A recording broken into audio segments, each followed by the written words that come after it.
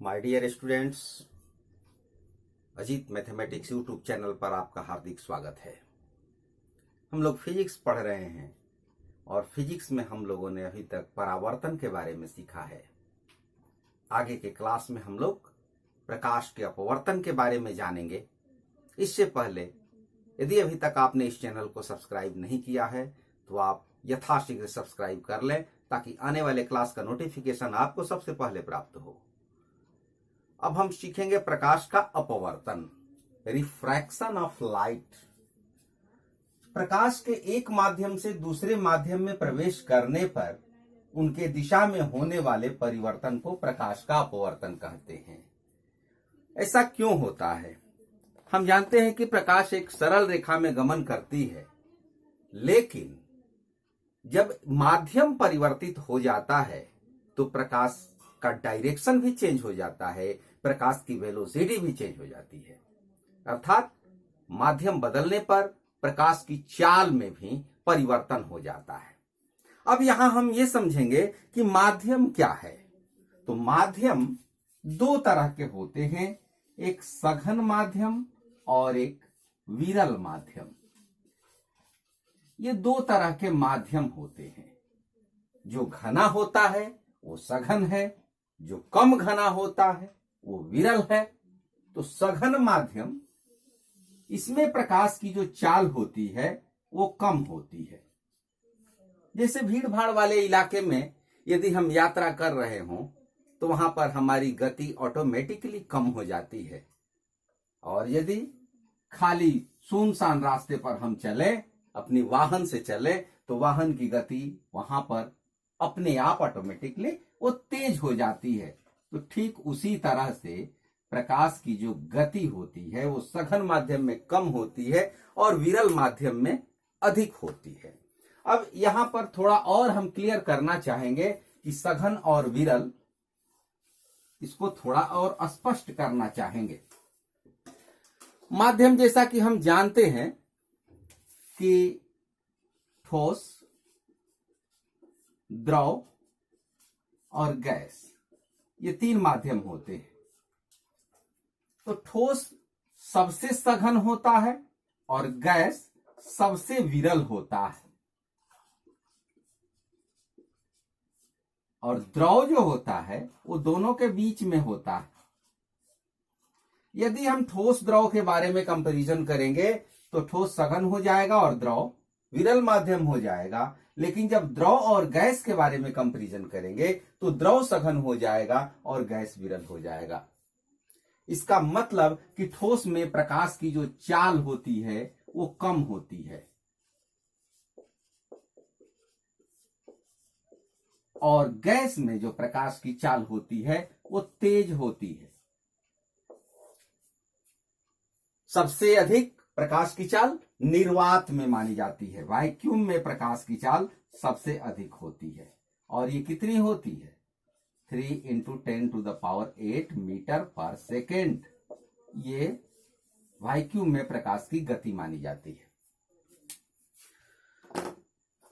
प्रकाश के अपवर्तन के बारे में हम थोड़ा और विस्तार से चर्चा करें। यदि किसी प्रकाश की किरण को एक माध्यम से दूसरे माध्यम में ले जाया जाता है तो उसका डायरेक्शन कैसे चेंज होता है, इसको हम समझने का प्रयास करेंगे। यानी प्रकाश की किरण जब माध्यम परिवर्तित करती है तो किस प्रकार उसका डायरेक्शन परिवर्तन होता है। आइए उसको देखें, चित्र के माध्यम से समझने का प्रयास करें। मान लीजिए यहां पर हमने माध्यम अलग अलग ले लिया। ऊपर में सघन हो गया तो नीचे विरल हो गया, और नीचे में हमने विरल माध्यम ले लिया। सघन माध्यम में जैसे मान लीजिए कि कांच ठोस है, और विरल माध्यम में हवा, ये गैस है। अब यहां पर हम एक अभिलंब खींच लेते हैं, नॉर्मल खींच लेते हैं। पहले यह जो लाइन है वो दोनों माध्यमों को अलग करने वाली लाइन है। दोनों माध्यमों को अलग कर रही है ये लाइन, और ये है नॉर्मल। प्रकाश की किरण जब सघन माध्यम से विरल माध्यम में प्रवेश करती है तो उसका डायरेक्शन इस तरह से होता है, एरो मार्क्स इस तरह से होगा, और ये अपने अभिलंब से दूर भाग जाती है। ये ध्यान देना है। ये है आपतित किरण,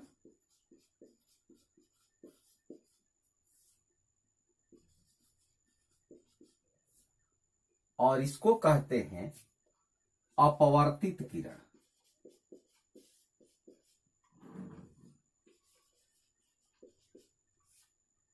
ये पॉइंट आपतन बिंदु कहलाएगा।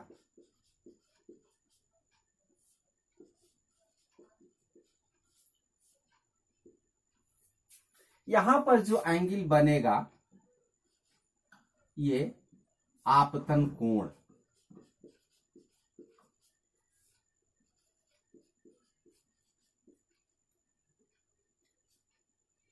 परावर्तन के नियम से मिलता जुलता है, कुछ शब्द उसी तरह के मिल रहे हैं, लेकिन अंतर थोड़ा सा है। यहां पर जो एंगल बनेगा इसको अपवर्तन कोण कहते हैं।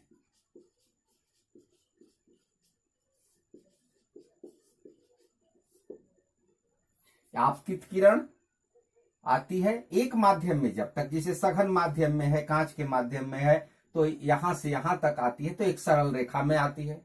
और जब यहां से दूसरे माध्यम में प्रवेश करती है, यहां पर इसका माध्यम चेंज हो जाता है, तो उसका डायरेक्शन भी चेंज हो जाता है, उसकी गति भी चेंज हो जाती है। यहां पर उसकी गति कम है, यहां पर उसकी गति थोड़ी बढ़ जाएगी, क्योंकि विरल माध्यम है, ये सघन माध्यम है। अब देखिए, आपतित किरण, और इसको अभिलंब कहते हैं। तो आपतित किरण और अभिलंब, इन दोनों के बीच में जो एंगल बनेगा उसको आपतन कोण के नाम से जानते हैं। फिर अपवर्तित किरण और यह अभिलंब, इन दोनों के बीच जो एंगल बनेगा उसे अपवर्तन कोण के नाम से जाना जाता है। तो इस प्रकार सघन माध्यम से विरल माध्यम में जब प्रकाश की किरण प्रवेश करती है तो अपने अभिलंब से दूर भागती है। यानी कांच से हवा में जब प्रवेश करेगी या कांच से पानी में प्रवेश करेगी तो अपने अभिलंब से दूर भाग जाएगी। ठीक इसके विपरीत भी होता है, और उसको भी हम देख लें। इसके ठीक विपरीत क्या होता है, यानी विरल माध्यम से सघन माध्यम में प्रवेश करने पर क्या होगा, उसको भी हम सचित्र देख लें।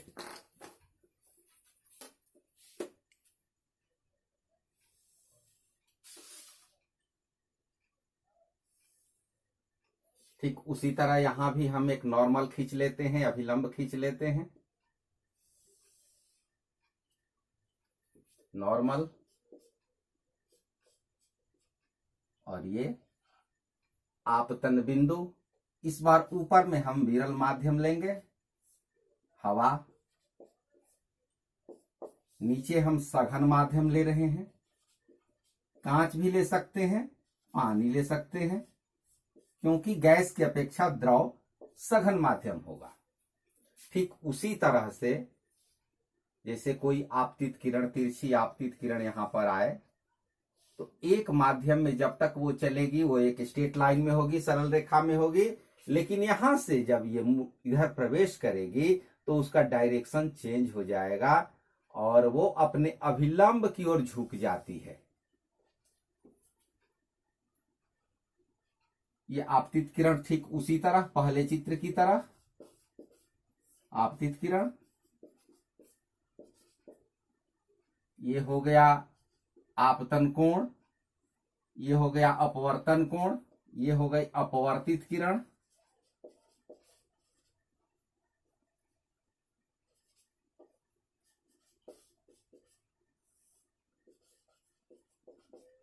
तो आपतित किरण और अपवर्तित किरण ये जो है अलग अलग, सीधी रेखा में नहीं है, यहां पर आने के बाद इसका डायरेक्शन चेंज हो गया है। ये अपवर्तन का कोण है। एक बार फिर सुन लें, प्रकाश की किरण जब विरल माध्यम से सघन माध्यम में प्रवेश करती है तो अपने अभिलंब की ओर मुड़ जाती है, अभिलंब की ओर आ जाती है। यदि यहां पर माध्यम परिवर्तन नहीं होता तो यह जो किरण है वो सीधे ऐसे निकल जाती, लेकिन इधर मुड़ जाती है। तो माध्यम परिवर्तन होने पर प्रकाश के मार्ग में परिवर्तन हो जाता है, साथ ही साथ प्रकाश के वेग में भी परिवर्तन हो जाता है। ऐसा क्यों होता है? क्योंकि विभिन्न माध्यमों में प्रकाश का वेग अलग अलग होता है। प्रकाश का वेग हवा में या निर्वात में अभी बताया गया कि 3 गुणा 10 का पावर 8 मीटर प्रति सेकंड होता है, जबकि कांच में प्रकाश का वेग 2 गुणा 10 का पावर 8 मीटर प्रति सेकंड होता है।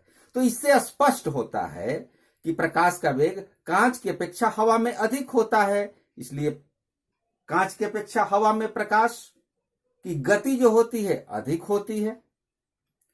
तो भिन्न भिन्न माध्यम में प्रकाश की जो चाल होती है वो भिन्न भिन्न होती है और इसी कारण वो परिवर्तन होता है, उसके डायरेक्शन में परिवर्तन होता है। तो जिस माध्यम में प्रकाश का वेग अधिक होगा वो विरल माध्यम कहलाएगा और जिस माध्यम में प्रकाश का वेग कम होगा वो सघन माध्यम कहलाएगा। इस बात को आप नोट कर लीजिए, याद कर लीजिए, समझ लीजिए, तब हम प्रकाश के अपवर्तन के नियम की चर्चा करेंगे।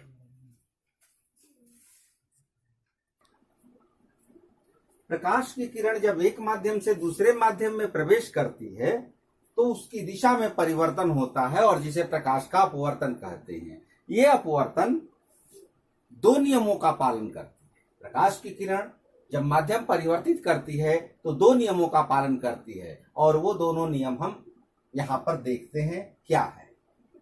आपतित किरण, अपवर्तित किरण और आपतन बिंदु पर डाला गया अभिलंब तीनों एक समतल में होते हैं। इसको इस चित्र में समझने का प्रयास करते हैं। आपतित किरण, ये आपतित किरण है।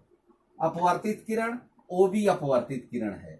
और आपतन बिंदु, ये ओ बिंदु आपतन बिंदु है जहां पर किरण आपतित होती है। जिस बिंदु पर कोई किरण आपतित हो वो आपतन बिंदु कहलाएगा।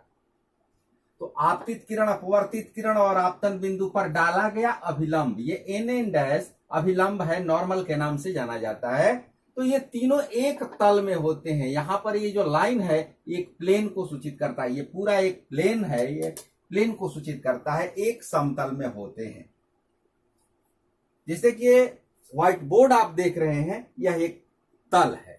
तो ये आपतित किरण, अपवर्तित किरण, आपतन बिंदु पर डाला गया नॉर्मल, ये तीनों एक प्लेन में है, एक समतल में। ये पूरा प्लेन एक प्लेन है। ये पहला नियम है। और दूसरे नियम की ओर चलते हैं। ये महत्वपूर्ण है, इसको विशेष रूप से आपको याद रखना होगा। प्रकाश के किसी विशेष रंग के लिए, शब्द पर यहां ध्यान देंगे, प्रकाश के किसी विशेष रंग के लिए, क्योंकि रंग जब परिवर्तित हो जाता है तो उसकी चाल, प्रकाश की चाल, प्रकाश का वेग परिवर्तित हो जाता है। तो विशेष रंग के लिए आपतन कोण की ज्या, ज्या साइन, त्रिकोणमिति का ये पद है। आपतन कोण आई, इसका साइन यानी साइन थीटा, साइन आई। और अपवर्तन कोण की ज्या, ये आर, इसका साइन यानी साइन आर। आपतन कोण की ज्या और अपवर्तन कोण की ज्या, साइन आई और साइन आर, इनका जो अनुपात होता है वो 2 माध्यमों के लिए नियतांक होता है। नियतांक का मतलब कि कांस्टेंट होता है, यानी साइन आई बटा में साइन आर, इसका जो वैल्यू निकलेगा किसी विशेष रंग के लिए, किसी भी प्रकाश की किरण को आप ले ले और किन्हीं 2 माध्यमों को ले ले, तो वहां पर जो साइन आई और साइन आर का जो वैल्यू प्राप्त होगा वो कांस्टेंट होगा। इस नियम को स्नेल का अपवर्तन नियम भी कहते हैं, क्योंकि ये वैज्ञानिक स्नेल ने इस नियम को बताया था। तो उनके नाम पर, उनके सम्मान में इस नियम को स्नेल का अपवर्तन नियम कहा जाता है। यहां पर इसको लिखा जाता है म्यू बराबर साइन आई बटा में साइन आर। म्यू एक ग्रीक अक्षर है जिसे नियतांक कहते हैं, माध्यम का अपवर्तनांक भी कहलाता है। अब चित्र में आप देख लीजिए, AO आपतित किरण है, OB अपवर्तित किरण है, AON आपतन कोण जिसे I से सूचित किया गया है, BON डैश अपवर्तन कोण जिसे R से सूचित किया गया है, O बिंदु आपतन बिंदु है और NON डैश अभिलंब है। तो ये अपवर्तन के 2 नियम हैं। इन नियमों को अच्छी तरह समझ लेने के बाद, याद करने के बाद आप आगे के पाठ को अच्छी तरह समझ पाएंगे। इनका उपयोग होता है जैसे माइक्रोस्कोप में, सूक्ष्मदर्शी में इनका उपयोग होता है। आप लेंस की सहायता से छोटे छोटे अक्षरों को पढ़ लेते हैं, घड़ी के पाठ पुर्जों को देख लेते हैं। दूरबीन, टेलीस्कोप, दूर की वस्तुओं को देखने के लिए, उसमें भी इसका उपयोग अवश्य होता है। यानी माइक्रोस्कोप, टेलीस्कोप, बहुत सी ऐसी चीजें हैं जहां पर इनका उपयोग होगा। फोटो कैमरा से भली भांति परिचित है। उसी कैमरे के माध्यम से तो हम आपके समक्ष हो पा रहे हैं। कैमरे में रिकॉर्डिंग हो रहा है और वो चीज आपके पास जा रही है, यानी यहां भी रिफ्रैक्शन ही हो रहा है, प्रकाश का अपवर्तन हो रहा है। वही माध्यम जो मुझे आप तक, आपके समक्ष लाकर खड़ा कर रहा है, यहां भी प्रकाश का अपवर्तन है। यानी फिजिक्स नहीं होता तो हम आपके समक्ष नहीं उपस्थित हो पाते। तो इस तरह से ये जो नियम है वो अति महत्वपूर्ण है। इनको बढ़िया से समझ लीजिए, याद कर लीजिए, परीक्षा में ये पूछे जाते हैं। और इसके बाद अब अगले क्लास में इसके आगे की चर्चा हम करेंगे। तब तक thank you, all the best.